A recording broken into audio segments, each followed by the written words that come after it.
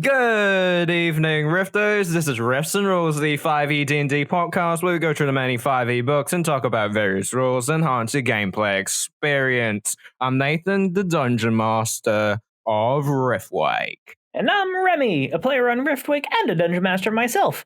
And today we're here to talk to you about alcohol! Glug? Alcohol! So, it is incredibly common throughout a Dungeons & Dragons adventure for alcohol to really just come up in a lot of potential ways. So I thought it would be valuable to go through the books to see what is actually in there about alcohol, and to also talk about how to potentially implement alcohol use within your own games. Before I do get into any of that, do you want to chime in? So Remy, is it okay to mix beer and wine and like vodka together? I'm just asking for Caden. Not even gonna say asking for Fed. You're gonna name drop him. Yeah, Caden doesn't know how alcohol works. That was one of the most disgusted I've ever been with him, which is saying something. But yeah, don't do that. Don't mix other types of alcohol together. That's not good in a lot of different ways, because a lot of them have different storage conditions and will not react chemically well with one another. So just don't. That's just disgusting to think about. Anyway, before I do get into any of the fancy stuff, let's talk about what alcohol is actually mentioned throughout the various D&D books. So I'm going to go ahead and start in the player's handbook, where there are a lot of pages just for equipment, an entire chapter's worth, in fact. And one part of that is food, drink, and lodging. So in that, they actually do have a lot of just food and drink listed. What is kind of interesting in that particular list, though, it has a number of alcohol prices in that category. But what's strange to me about that, they don't actually list any kind of pricing for like drinking water or milk. It only lists alcohol in the player's handbook. So they assume that strongly that no one will ask for like a cup of milk. Like, they only have alcohol prices in here. What the fuck? So on that note, they have a gallon of ale for 2 silver, a mug of ale for a measly 4 copper. Then they have a pitcher of common quality wine, also for 2 silver, or a bottle of fine wine for 10 gold. And this is one of those sections that perfectly lines up way back in our gold episode. I mentioned that I believe that the math of how gold purchasing power is supposed to work in comparison to the real world is that a gold coin is the equivalent of $100. And this chart is just beautifully in alignment with that. If you have a gallon of ale for 2 silver, that would be $20. And for a gallon of beer, that checks out. And you've got a mug for 4 copper, which would be $4. You know, a mug of beer for $4, that also checks out. A pitcher of wine, again, $20. It's actually relatively reasonably priced. But then when you have a fine wine, a bottle of fine wine for 10 gold, that would come out to $1,000. So fine wine for $1,000 also checks out. So this chart makes me happy. Okay, so Remy, one thing I have a question for is, why would a player want to spend large amounts of money on edibles and stuff like that? So honestly, that just boils down to one of the draws of D&D in general, which is the fantasy aspect of the fantasy role-playing, but not fantasy in terms of dragons, but just fantasy in I'm not able to do the shit that my characters do. So a lot of the time, an adventurer earns far more gold through the course of adventuring than the person who plays them has in the real world. I can't say that is always the case, but way more often than not, that is true. So a lot of people want to be able to live a more extravagant lifestyle than they actually do. And through the role-playing of Dungeons & Dragons, you're able to do so. So it is extraordinarily common for player characters to want to, throw lavish parties, attend, fancy events, or just go to a pub and just buy everyone a beer, or just, plop a sack of gold and say, keep them coming. Like, people want to just be that cool guy. And in real life, a lot of us aren't, and myself very much included in that fact. But there is this perception in our world that, being able to throw that kind of lavish party is a thing that makes you cool. So it is something that does come up a Hey, lot Remy. in Dungeons and Dragons play. Yes. I mean, sure, you could throw the party, it's just that nobody would be there. Ouch. Accurate, but ouch. Also, especially now because we're mid quarantine, so of course no one would come, and that's the excuse I'm sticking to for anything that may or may not have happened. Yeah, sure. Shut up. Anyway, so even besides the normal listed ones there are actually a couple of actually a good amount more just scattered throughout the books. In Wildemount, which I actually today found out is pronounced Wildemount and not Wildemount. So that's a whoops on my part. I never actually listened to Critical Role to hear that spoken out loud. So, oops. Anyway, in Wildemount, there actually are a lot more fancy alcohols listed. So the normal ones in the player's handbook could be said to just be the, typical just stuff available in most places. But then they get to the fancy shit in Wildemount. So there's a what's that even? A sidebar. That's the word I could not remember. Wines of Phelan, which actually lists 5 super fancy wines. So you've got the Sylvia Groves Diamond Plum Wine for 60 gold a bottle. So fucking hell, these are expensive. The Oveso Family Dark Red for 35 gold a bottle. The Russell Calls Evening Dream Plum Wine for 40 gold a bottle. Oh, The Evening Sylvia Dream, you Groves say? Sunset White Wine for 30 gold a bottle.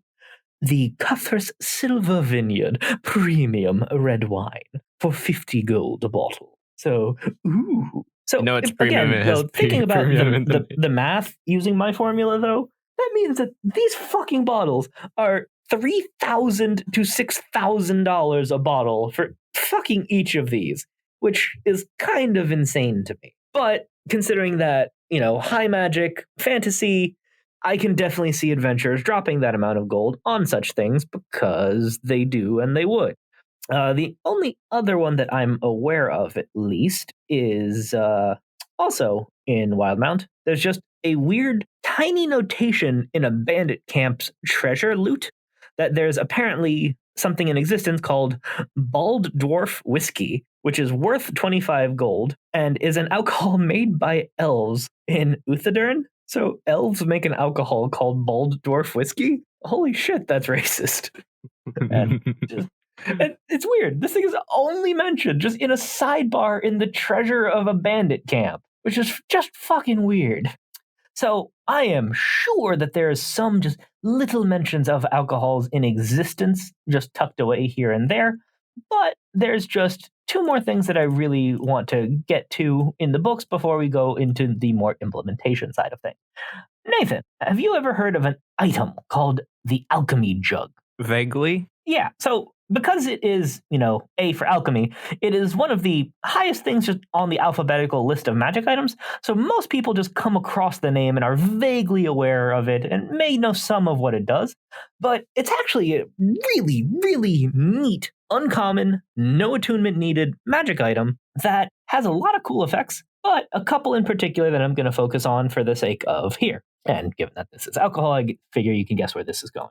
So once a day, you're able to have this item produce some amount of liquid from it. And depending on what liquid you choose, it influences how much of it you're able to produce. So once a day, this item can produce 4 gallons of beer or 1 gallon of wine every single day. So this is basically the poor man's version of the flask in Riftwake. But because of the fact that this is more versatile in terms of being able to produce different things day to day, then there's definitely places for both of those items.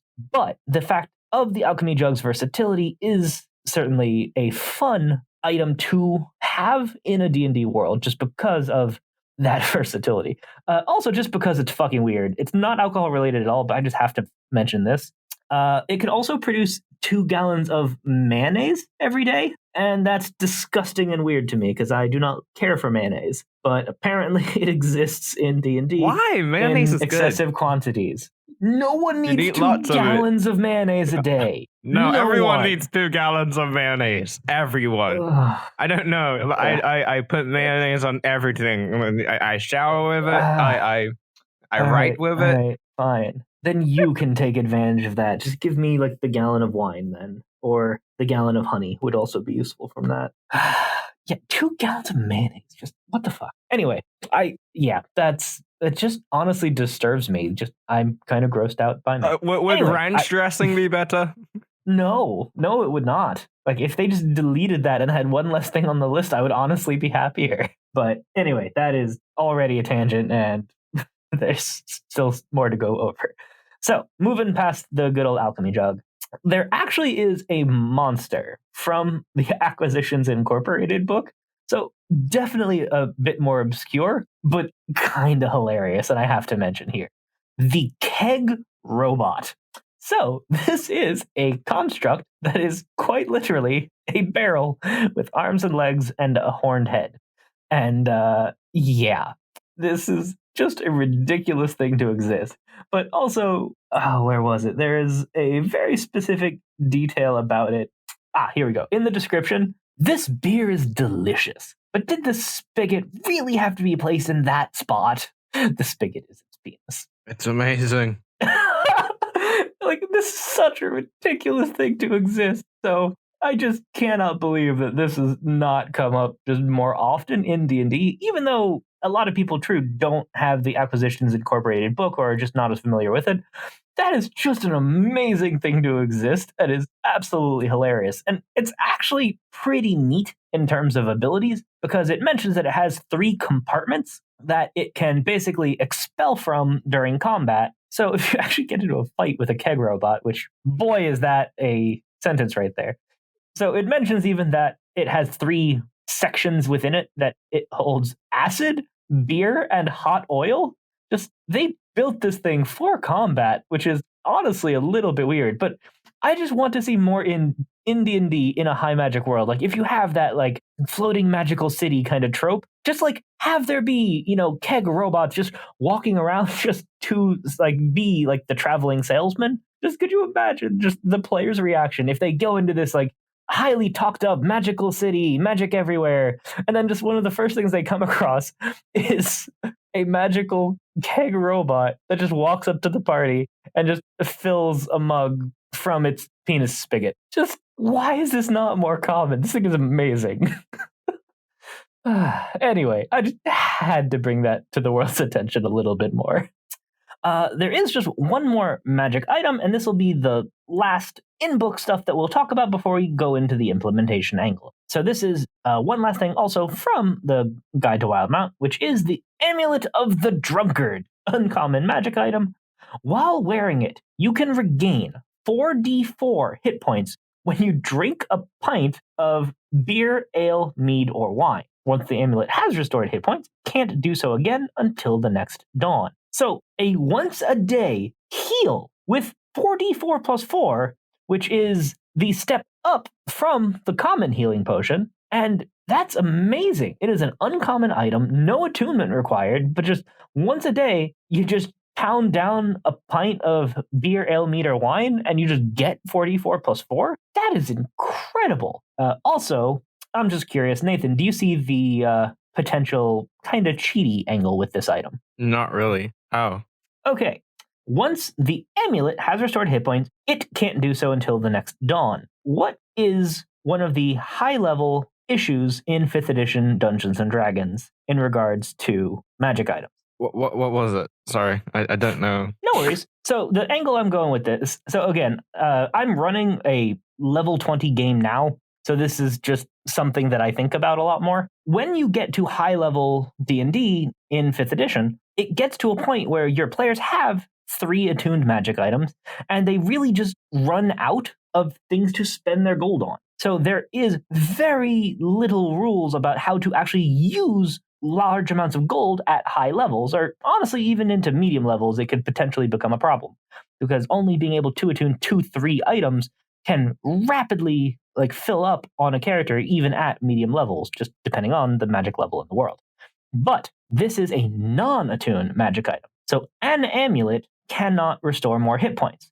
There is nothing that says that a wealthy enough person can't have 10 of them. So if you just had 10 of these things on a character and, well, a very large amount of alcohol, which you'd get if you just had a single alchemy jug, so you get that kind of cooperation going, then so that would then be 40d4 plus 40 throughout an adventuring day, potentially. So even if you don't have time for short rests to spend hit dice, or if your party's resources aren't accessible for whatever reason, this item, just as phrased, can really, really be convenient / broken. So that leads us to the implementation angle of things, though. Doing what I just suggested would require drinking 10 pints of alcohol. So what is not in any of the D&D books is how the hell do you deal with that? So, to throw to you once again, Nathan, Father what are some Contemporary. of the yes? So, what are some of the ways to rule alcohol use in the game? Well, so in Riftwake, there was one episode which is quite memorable, where Gorif gets alcohol poisoning, and eventually it's implied that he gets fisted by Father Contemporary, but it's not exactly explained why. But anyways, so essentially when it comes down to it, there can be consequences for drinking too much alcohol, and really it comes down to the discretion of your dungeon master. However, one good way to deal with it is typically when the player drinks to an excess amount of alcohol, what you can do is just make them roll a constitution and make it so that if they fail in the constitution check or saving throw or whatever that may be, the next day maybe they don't feel so good. You could apply a disadvantage, or you could go and use it as an opportunity to go and play out one of many scenarios that you have planned for such a situation, where you try and place them in an odd situation that now they must figure out in this sort of rowdy state. Indeed. So, as you said, having it be a constitution saving throw is definitely what I would agree to be the way to go. Also, one detail just from, as we talked about in Dwarves a couple of weeks ago, Dwarves have advantage on saving throws against poison. And it does seem to be heavily implied that that is based around the whole Dwarves and alcohol thing. So treating alcohol as a poison in terms of mechanics would actually be a pretty good way to go about it, because the poison condition gives the creature disadvantage on attack rolls and ability checks, all of them. And that honestly checks out, because if you are inebriated, then that sure sounds a whole lot like what effect alcohol has on you.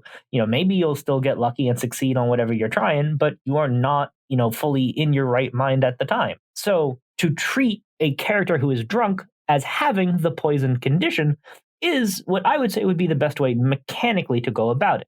So, in terms of when to do so, that is a little bit more fuzzy. So, at what point do you have any character roll to see if they do acquired, poison parentheses drunk condition? So, that is where it really is complicated. So, given that there is so much variation in terms of human just use of alcohol, in terms of how much alcohol is required to get somebody drunk, I would say to just look at the Constitution ability modifier for characters. So a character who has, a 14 Constitution, in theory, ought to be able to hold their alcohol a lot better than a character that has 10 Constitution. So if you figure someone has 10 Constitution is likely to be more of a lightweight, then given that someone with an ability score of 10 would have a modifier of 0, I would then say if they have a drink, then you can have them do a roll. And the DC of such we'll get into in a moment.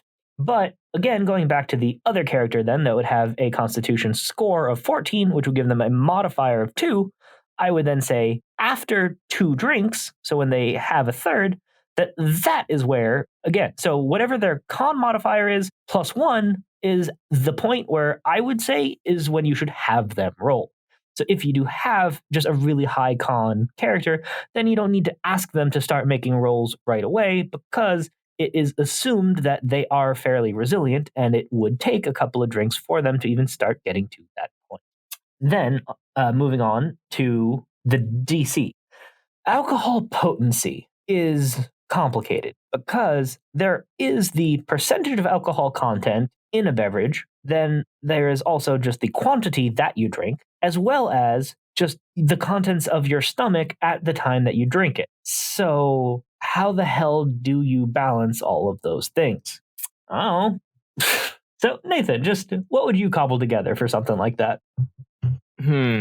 I think in what I wouldn't do is most likely I don't know because all right, so let's think about this then. Given the fact that a creature is, by the rule I mentioned earlier, only going to roll after they've had a certain amount past their Constitution score, and if you're again using Constitution for the saving throw itself, then it gives creatures with a higher Constitution an edge. So I would say using a flat DC would make sense, because it would then mean that someone who is lower in Constitution is more likely to fail the saving throw on an earlier attempt, and someone who is a higher might have more. So I would just say that it would just be escalating, that the first time they roll the saving throw, it could just be something like a DC of 10. So it is a flat 50-50 chance that after one drink, someone with a 10 Constitution may or may not be drunk from one drink, which I think checks out pretty well with the real world. And then you can just have it be an ascending difficulty check given more and more drinks. So I would say either you can just say that after that Constitution limit of, con mod +1, either, depending on just how you as a DM want the world to work, how you want the game to be run.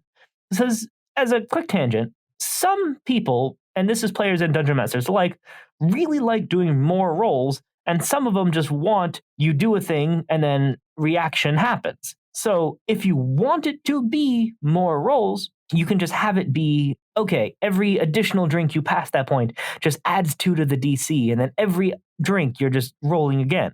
Or you could just roll, or not roll, but just declare that, okay, you roll the difficulty check, and that's the point at which you may or may not be sober anymore. But if you drink anymore after that fact, you just are drunk and just get that disadvantage on everything with that poison condition. And honestly, the latter is probably how I myself would decide to rule this, because having a drink to decide if you're drunk or not yet makes sense. But then once you do pass that line and keep drinking, the character will be drunk. So yeah, I could just have it be rolls to decide if they are, but honestly, that's just not how alcohol works. And if you know, yes, this is the point at which I get drunk, then that's the point at which they get drunk. So have just a roll, and then if they drink any more after that, they are drunk. That would honestly be just the simplest way to go about things. There is a singular roll at that point of con mod +1 to see if they're already drunk yet.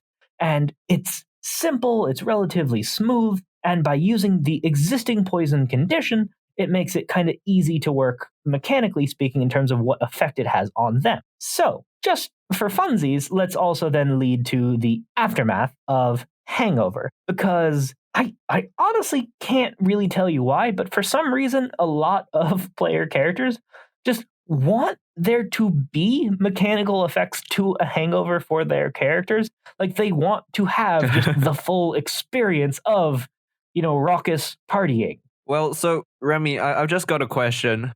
Can you please describe how a hangover feels? Because I've never drunk enough to actually experience one.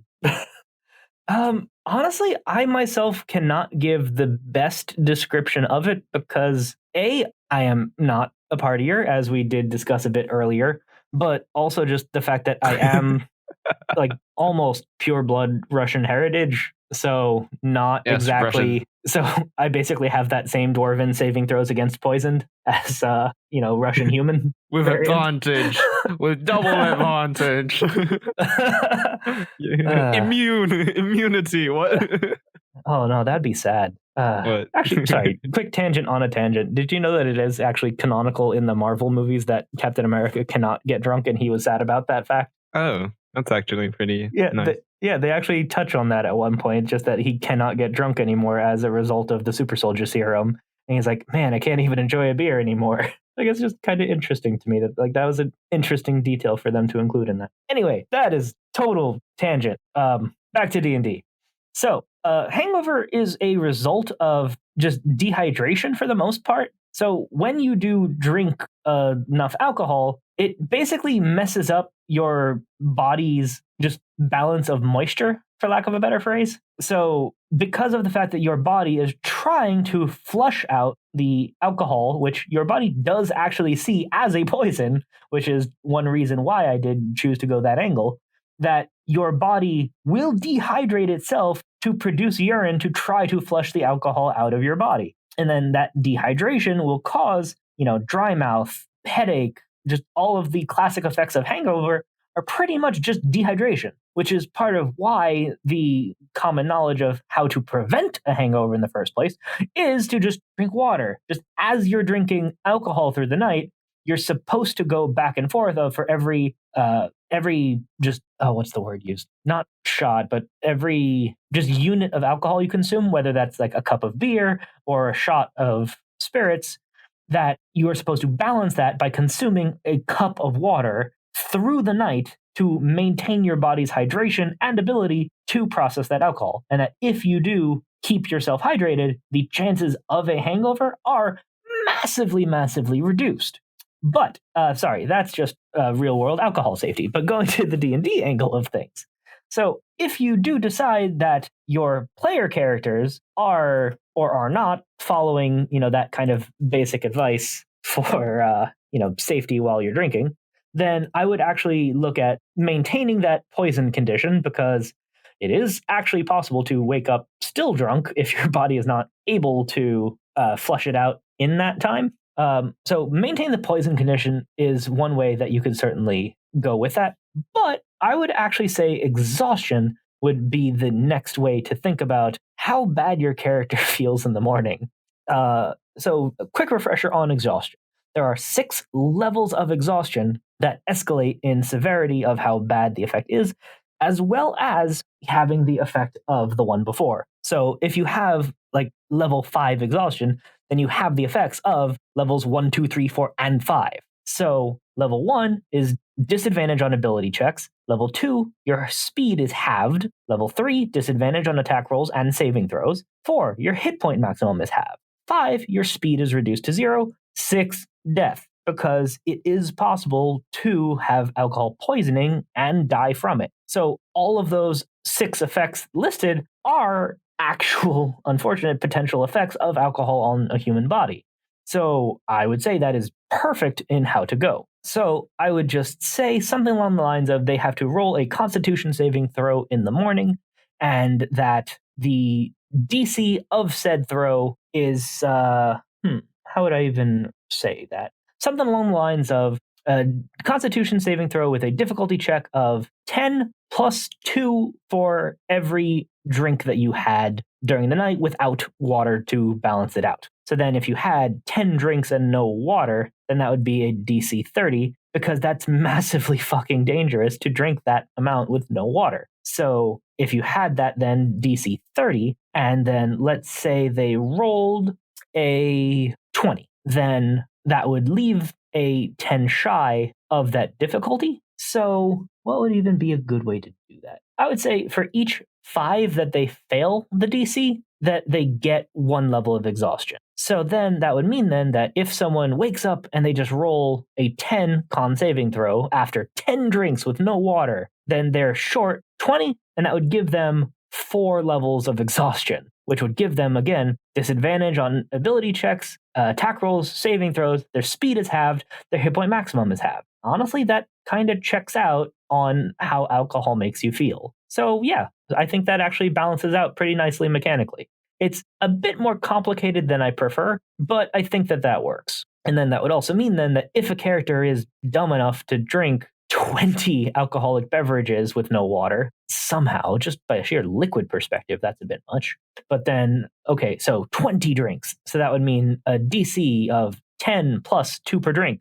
So DC of 50. So that is a quantity of alcohol that'll probably kill you, and people shouldn't do that. So yeah, honestly, I think that kind of works. So there are a lot of desires for player characters to experience alcohol throughout the game of Dungeons and Dragons, and hopefully some of the suggestions that we've thrown out can help you implement its use hopefully a little bit more safely in the world to get characters to realize that yes, alcohol in moderation can be a fun experience, but there can and honestly should be danger in drinking to excess. Thanks for listening to this episode of Riffs and Rules. Please leave us a review and give us 5 stars on iTunes. Also support us on Patreon at patreon.com/riftwakepodcast.